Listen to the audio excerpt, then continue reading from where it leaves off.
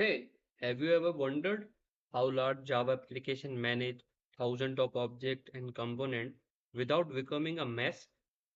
That's where Spring Framework comes in. So hello everyone, welcome back to Deb with Pradeep. तो आज का अपना topic होने वाला है स्प्रिंग फ्रेमवर्क। तो जब तक अपन को स्प्रिंग समझ नहीं आएगा उसके तब तक अपन को स्प्रिंग बूट फ्रेमवर्क भी नहीं आएगा। तो पिछली वीडियो में जस्ट मैंने इंट्रो दिया था कि जो अपन है वो नेक्स्ट जो वीडियो में ना अपन अच्छे से करेंगे। ओके, तो चलिए स्टार्ट करते हैं। मेन चीज़ क्या है अपनी स्प्रिंग फ्रेमवर्क। देखो, अब अपन कोर जावा हाइब्रिड्स में क्या करते थे, अपन नॉर्मल एक एप्लीकेशन बनाया, अपन ने क्वारीज लिख रहे हैं, अपन जेडीबीसी को हटाने के लिए अपन हाइब्रिड्स ले आए। ठीक है। अब स्प्रिंग बूट एक जावा का फ्रेमवर्क है जो एक पूरी एप्लीकेशन बनाने में अपनी हेल्प करता है। ठीक है। और वो इतने स्केलेबल तरीके से करता है, इतने गुड तरीके से करता है कि अपन को कुछ मैनुअली मैनेज नहीं करना पड़ता। ओके, देखो फॉर एग्जांपल, अगर मुझे कभी मेरी फैक्ट्री है ओके कार की, तो मुझे कार बनाने तो मुझे सारे जो पार्ट्स हैं वो मैनुअली बनाना पड़ेगा। ठीक है। मैनुअली मैं सारे पार्ट्स बनाऊंगा, फिर सारे पार्ट्स को करूंगा इसमें जोड़ूंगा, ठीक है, ऐड करूंगा, मैनुअली ऐड करना पड़ेगा। तो उसमें क्या ना मेरे को टाइम बहुत ज़्यादा लग जाएगा। तो एक स्प्रिंग बूट एक ऐसी इंडस्ट्री मान लीजिए जो आपके लिए काम करेगी और आपका जो पूरा स्ट्रक्चर है वो क्रिएट करके देगी, और आपको सिर्फ कोड लिखना है, बाकी सब वो देख लेगा। तो देखो, what is framework? Spring framework का है, spring framework is a popular Java framework that is used to build web application, REST APIs, microservice and enterprise applications। Okay, तो ये हो गया। बट जो मेन जॉब है उसकी वो है easier development, faster and more organise way. Okay, तो ये हो गया अपना मेन जो वे था। ठीक है। तो अब अपन देखते हैं भाई, अपने पास ऑलरेडी अपने पास हाइबरनेट्स है। ठीक है, अपने पास हाइबरनेट्स था, अपन ऐसे भी सॉल्व करते थे डायरेक्ट। लेकिन इसकी ज़रूरत क्या पड़ी? वाई अपन, why we need Spring? Okay, so उसके लिए मैं आपको ये भी एग्जांपल दिया था ना, ये उसको बेसिक तरीके से आपको बताता है। ठीक है, कि आपके पास कार है, आपको ना हर एक चीज़ मैनुअली क्रिएट करनी पड़ेगी, देन कंबाइन करनी पड़ेगी। इससे अच्छा क्या करते हैं, एक स्मार्ट फैक्ट्री बनाते हैं अपन, जो कि अपने लिए ऑटोमेटिकली क्रिएट करेगी पार्ट्स को एंड कनेक्ट करेगी। तो ये क्या करेगी अपना, एक तो ये अपना टाइम सेव करेगी, दूसरा अपना ये एरर है ना वो रिड्यूस करेगी। ठीक है। तो अब जो है ना, अपन क्या देख रहे हैं, स्प्रिंग ने कुछ फीचर्स दिए थे अपन को। ठीक है, वो अपन देख लेते हैं। ठीक है। तो जो मेन इम्पोर्टेंट जो फीचर है अपने स्प्रिंग का, okay,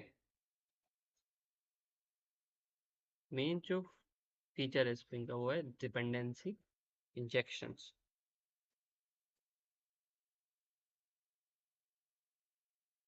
what are dependency injections? तो Spring most important feature is dependency injection.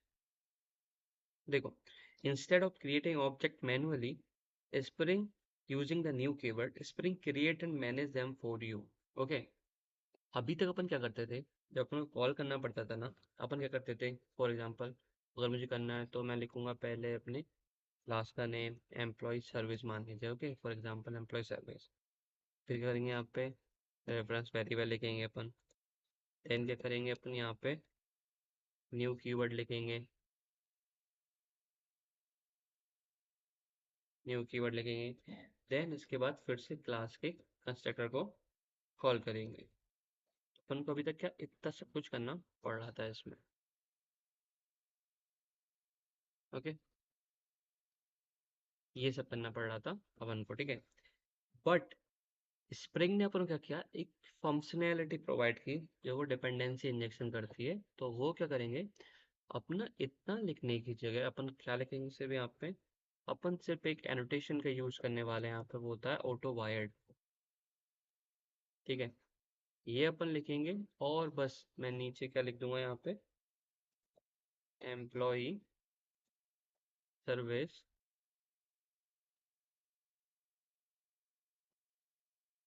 Employee service equal to service. और ये क्या करेगा, ये ऑटो वायर्ड है ना, ऑटोमेटिकली क्या करेगा, spring automatically provide the required object. Okay, तो ये उसका पहला फीचर्स था। ये क्या करेगा, ये जो बीन, इसको अपन बीन ऑब्जेक्ट बोलते हैं, ठीक है। इसमें क्या करते हैं, ये जो वाला पार्ट है, ये जो पार्ट है वो क्या करेगा, ये जो आईओसी है ना स्प्रिंग, वो ऑटोमेटिकली मैनेज कर लेगा। अपन को बस इतना लिखना है, employ service service at the rate autowire, तो ऑटोमेटिकली ये चीज़ इसमें इंजेक्ट हो जाएगी बैकग्राउंड में। और ये करता कौन है, संभालता कौन है, आईओसी वगैरह संभालते हैं, जैसे कि अपन हाइबरनेट में ऑलरेडी पढ़ लिया था, ठीक है। इसके ऐप्स पर क्या कर सकते हैं, ये जो फीचर है अपन को रेस्ट एपीआई कर सकते हैं, बिल्ड कर सकते हैं। अपन क्या कर सकते हैं, डेटाबेस से कनेक्ट कर सकते हैं, ठीक है। अपन सिक्योरिटी हैंडल कर सकते हैं। अपन ऑब्जेक्ट को मैनेज कर सकते हैं automatically with the help of autopad and some another way also, ठीक है।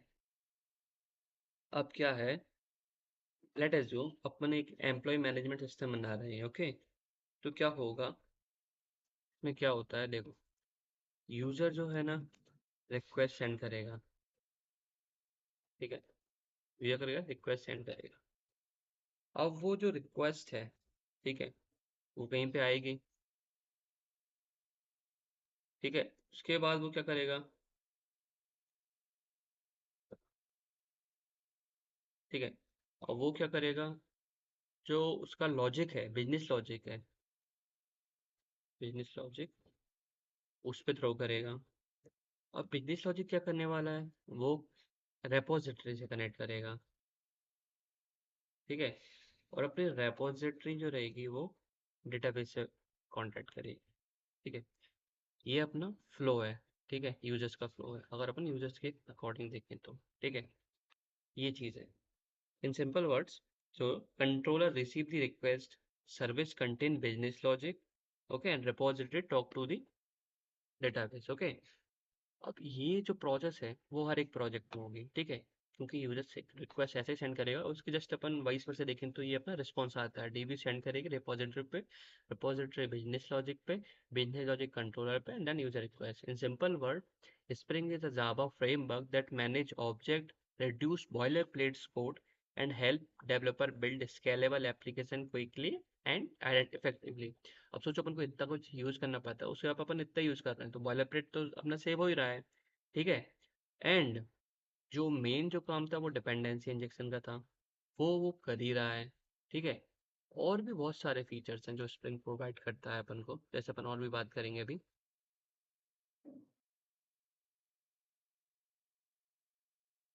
ओके।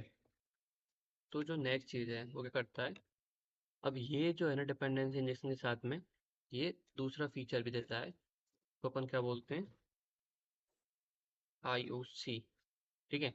आईओसी का होता है इन्वर्जन ऑफ कंट्रोल, ठीक है। ये क्या करता है, इसका काम रहता है इनको संभालना, ये बीन को ऑब्जेक्ट को संभालना, ठीक है। Object beans are created and manage by the Spring container, Spring container रहता है वो सब कुछ मैनेज करता है, आपको कुछ नहीं करना रहता मैनुअली। ये वो एक इंडस्ट्री की तरह है जो कि ऑटोमेटिक काम करती है, ठीक है।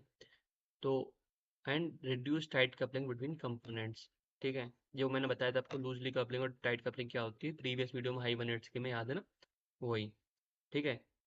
तो ये हो गया अपना मेन। अब तीसरा जो देती है वो है अपना, ये थोड़ा कठिन टॉपिक है लेकिन इस पे एक सेपरेट वीडियो बनाएंगे अपन, वो है अपना देती है एओपी। एओपी क्या करता है, AOP is aspect oriented programming, ठीक है। Separate cross cutting concern such as logging security and transaction management.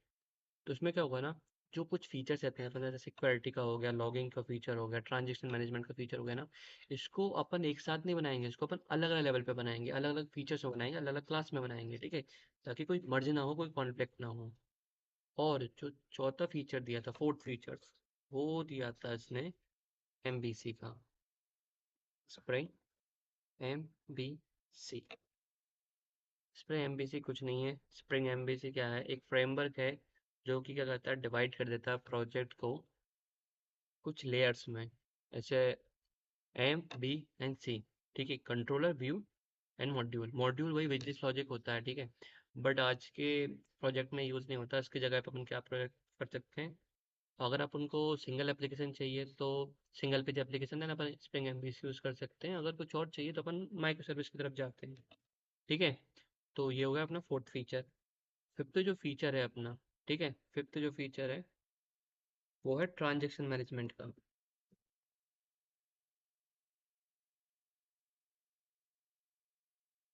Transaction management का। ठीक है, तो आपने ना एसेट प्रॉपर्टी देखी होंगी। ठीक है, एसेट प्रॉपर्टी देखी होंगी। ओके, वो क्या करती है एसेट प्रॉपर्टीज, वो कुछ सेट ऑफ डेटाबेस ऑपरेशंस रहते हैं। ठीक है, वो परफॉर्म करती है। ठीक है, तो उसमें कुछ ट्रांजेक्शन रहते हैं जो कि बताते हैं कि क्या क्या करना है नेक्स्ट में, क्या हो रहा है अभी, तो वो सब बताते हैं। फॉर एग्जांपल जैसे उसमें अगर अपन देखें एसिड में, सबसे पहले था एटोमोसिटी का। ठीक है, एटोमोसिटी क्या कहती है, या तो सारे ऑपरेशंस हैं वो सक्सेसफुल होंगे, पर कोई भी ऑपरेशन फेल होता है तो सारे फेल हो जाएंगे। ओके, तो ये वो प्रोवाइड करता है। तो यही चीज़ अगर अपन को स्प्रिंग बूट में चाहिए, तो अपन को उन्होंने एक इनबिल्ट एनोटेशंस दिया है। ठीक है, उसको बोलते हैं अपन ट्रांजैक्शनल। ठीक है, एट द रेट ट्रांजैक्शनल। ये मैं इसलिए बता रहा हूँ क्योंकि कल से अपन है ना प्रैक्टिकल स्टार्ट करने जा रहे हैं, तो वो बेटर रहेगा। ट्रांजिशन एनोटेशन क्या करता है, ये जो एसिड प्रॉपर्टीज थी ना जो कि डेटाबेस में होती हैं, उनको, उनके सेट ऑफ ऑपरेशन को ये एक एनोटेशन नहीं करता, और ये सिर्फ रन टाइम एक्सेप्शन पे ही वर्क करता है, ये कंपाइल टाइम के लिए नहीं है। ठीक है, तो एसिड से क्या होता है, एटोमिसिटी, या तो सारे जो ट्रांजेक्शन हैं अपने सक्सेसफुल रहेंगे या फिर नहीं रहेंगे। सेकंड है कंसिस्टेंसी। कंसिस्टेंसी प्रोवाइड क्या करती है अपन को, ठीक है, कंसिस्टेंसी बोले तो कि जो भी ऑपरेशन अपन ने कर लिए हैं, ठीक है, अब वो सक्सेसफुल तो हो ही जाएंगे या फिर वो डिलीट हो सकते हैं। ठीक है, तो उसका एक फीचर है ये आइसोलेशन का। कोई और ट्रांजेक्शन हो रहा है तो किसी और ट्रांजेक्शन को डिस्टर्ब नहीं करेंगे किसी भी कीमत पे, वो अपना काम करते रहेंगे। ठीक है, और एक था ड्यूरेबिलिटी का। ठीक है, तो ये सारे एनोटेशन का ट्रांजेक्शन अपन को प्रोवाइड कर देता है ऑलरेडी। तो ये था फिफ्थ फीचर। सिक्स जो फीचर था वो था डेटा एक्सेस का। ठीक है, डेटा एक्सेस का था। अब अपन को भाई इंटीग्रेट इंटीग्रेट करने की जरूरत पड़ती है कई सारी चीज़ों की। जैसे मान लीजिए मुझे डेटाबेस से कुछ करना है, तो मैं या जेडीबी से करूँगा, या जेपीए से करूँगा, या हाइबरनेट से करूँगा, और अदर परसिस्टेंट टेक्नोलॉजीज करूँगा, लेकिन करूँगा ना, तो इंटीग्रेशन का फीचर है ना, ये प्रोवाइड करती है। ठीक है, तो अगर अपन देखें तो स्प्रिंग का सिंपल सा फंडा रहता है आर्किटेक्चर। स्प्रिंग फ्रेमवर्क है जो सब कुछ मैनेज करेगा, उसमें सबसे जो कोर चीज़ रहती है वो है कोर कंटेनर। कोर कंटेनर क्या करता है, उसमें वीन्स को मैनेज किया जाता है, कॉन्टेक्स्ट को, एक्सप्रेशन लैंग्वेज को। फिर आता है डाटा एक्सेस। डाटा एक्सेस क्या करता है, जेडीबीसी ओआरएम ट्रांजिशन, ये डेटा के जो वर्क है वो संभालता है। फिर आता है वेब अपना, जो कि स्प्रिंग एमबीसी करता है, और रेस्ट स्प्रिंग एमबीसी करता है यहाँ पे जो व्यू पेज पर रिस्पॉन्स देता है, और रेस्ट पे करता है जिस में रिस्पॉन्स देता है, जो अपन आगे देखेंगे। ठीक है, एओपी क्या करता है, आस्पेक्ट ऑफ ऑब्जेक्टिव प्रोग्रामिंग। ये जो सिक्योरिटी वाला फीचर है, लगा हुआ फीचर है, वो डिफरेंट करते हैं। ठीक है, अलग अलग डेवलप करेंगे। फिर आता है टेस्टिंग का। टेस्टिंग अपन इसमें जेरो टेस्टिंग यूज करते हैं। ठीक है, जो कि जावा का ही इनबिल्ट फीचर्स है। अब इस चीज को है ना थोड़ा कॉम्प्लेक्स कर रही थी, काफी ज्यादा कॉम्प्लेक्स कर रही थी ये सब चीजें। ठीक है, तो क्या किया, एक और फीचर आता है जो कि इसका जो फीचर है उसको एक्सटेंड करने के लिए होता है। ठीक है, उसको अपन क्या बात करेंगे, अब वो होता है स्प्रिंग बूट। ठीक है, प्लस कर दीजिए स्प्रिंग बूट।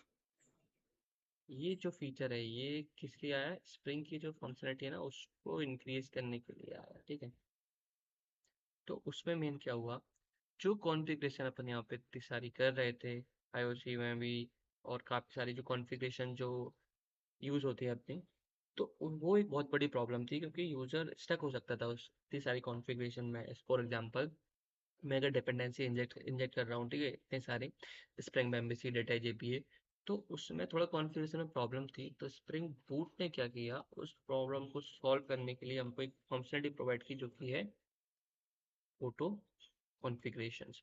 अब जो स्प्रिंग बूट है वो ऑटोमेटिकली कॉन्फ़िगरेशन कर पा रहा था एक अपने बिना। ठीक है, तो ये जो प्रॉपर्टी है वो काफ़ी ज़्यादा पॉजिटिव हुआ। ठीक है, फिर क्या हुआ, जो अपन डिपेंडेंसी थे इसमें मैनुअली इंजेक्ट कर रहे थे, फिर उसको कॉन्फ़िगर करने को पड़ रहे थे। अब मान लो अगर मुझे स्टार्टर डिपेंडेंसी चाहिए, ठीक है, तो स्टार्टर डिपेंडेंसी मुझको डालना पड़ेगा, फिर वो कॉन्फ़िगर करना पड़ेगा, तो उसमें डबल दिक्कत थी। तो स्प्रिंग बूट क्या करता है, जो स्टार्टर डिपेंडेंसी थी ना, स्टार्टर डिपेंडेंसी स्टार्ट करने की, वो मुझे ऑलरेडी प्रोवाइड करता है। तो उससे क्या हुआ, मेरा टाइम भी सेव हो गया, एंड जो कॉन्फ़िगरेशन का था वो भी ख़त्म हो गया यहाँ पे। तो ये सेकंड फीचर था अपना स्प्रिंग बूट का, जो कि स्प्रिंग में नहीं था, जो डेवलप किया गया, ठीक है, डेवलपर्स के लिए। फिर जो तीसरा फीचर्स आया वो था, इसमें अगर मुझे है ना, मुझे डिप्लॉय करना है, तो मुझे मैनुअली है ना एम्बेडेड सर्वर को इंस्टॉल करना पड़ेगा, जैसे टॉमकेट हो गया, जेटी हो गया, फिर उनको कॉन्फ़िगर करना पड़ेगा, देन उनकी जो मैनुअली रन करना पड़ेगा, ठीक है। तो उसमें प्रॉब्लम बहुत ज़्यादा हो रही थी डेवलपर्स को। तो स्प्रिंग बूट ने क्या किया, वो फीचर सॉल्व करने के लिए उन्होंने क्या किया, एक एम्बेडेड सर्वर का फीचर दिया, ठीक है, एम्बेडेड फीचर। इसमें क्या होगा, अपन को कुछ नहीं करना, ये ऑटोमेटिकली अपना एम्बेड सर्वर दे देगा चला के अपन को बस रन रन के बटन पर क्लिक करना है, ऑटोमेटिकली सब हो जाएगा। अब ये क्या था, छोटी एप्लीकेशन के लिए तो काफ़ी अच्छा था, थोड़ी बहुत ही प्रॉब्लम होती थी, बस फास्टर एप्लीकेशन है, कोई बड़ी एप्लीकेशन है, तो वहाँ पे कॉन्फ़िगरेशन मैनेज करना, मैनुअली सब कुछ करना, सारी डिपेंडेंसी खुद से राइट करना, ठीक है, और ऊपर से फिर एम्बेड सर्वर को, तो उससे बचने के लिए, ठीक है ना, अपने स्प्रिंग बूट लाए, जो कि करता है फास्टर एप्लीकेशन डेवलपमेंट देता है, एप्लीकेशन डेवलप कर सकते हैं बस से, ठीक है। एंड फिर एडवांटेज क्या था, जो मेन एडवांटेज था,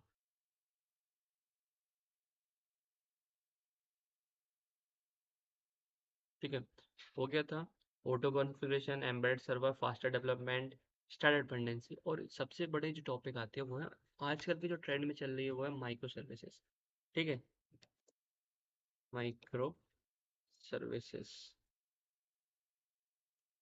तो उसमें क्या था भाई, इसमें अपन को माइक्रो सर्विस में क्या होता है, एक बड़ा प्रोजेक्ट रहता है, उसको मल्टीपल सब प्रोजेक्ट में बांटते हैं, फिर वो आपस में ही कम्युनिकेट करेगा, और वो सब डेप्लॉय अलग अलग होगा, ठीक है, डेवलप। तो उसकी प्रॉब्लम सॉल्व करने के लिए यहाँ पे क्या आया, माइक्रो सर्विस फ्रेंडली बनाया गया इसको, ताकि ना अपन जो माइक्रो सर्विस का जो प्रोजेक्ट है वो इजी से बना पाए, easy to build and deploy micro services architecture.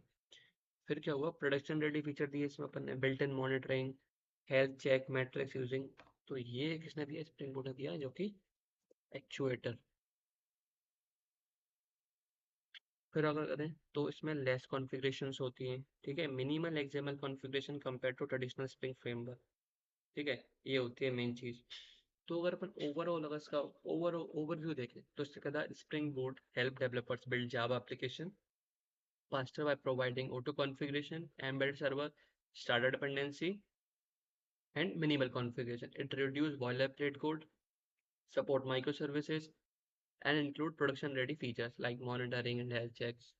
तो ये जो था ना, वो स्प्रिंग बूट का मेन फीचर्स थे। तो अब इसका ना प्रैक्टिकल करना स्टार्ट करते हैं अपन कल से।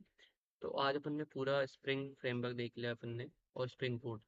तो जो प्रीवियस टेक्नोलॉजी थी ना, उसकी अपन सिर्फ थ्योरी करेंगे, क्योंकि इतना मेरे पास टाइम भी नहीं है कि अपन है ना जो लेटेस्ट टेक्नोलॉजी छोड़ के अपन प्रीवियस जाएं। मैं बस आपको आइडिया ओवरव्यू दे दूंगा प्रीवियस टेक्नोलॉजी का, जो करंट टेक्नोलॉजी अपन वो यूज़ करेंगे, ओके। तो अगर वीडियो पसंद आए तो वीडियो को लाइक करें, चैनल को सब्सक्राइब करें, एंड शेयर करना ना भूलें। Thank you guys, bye bye.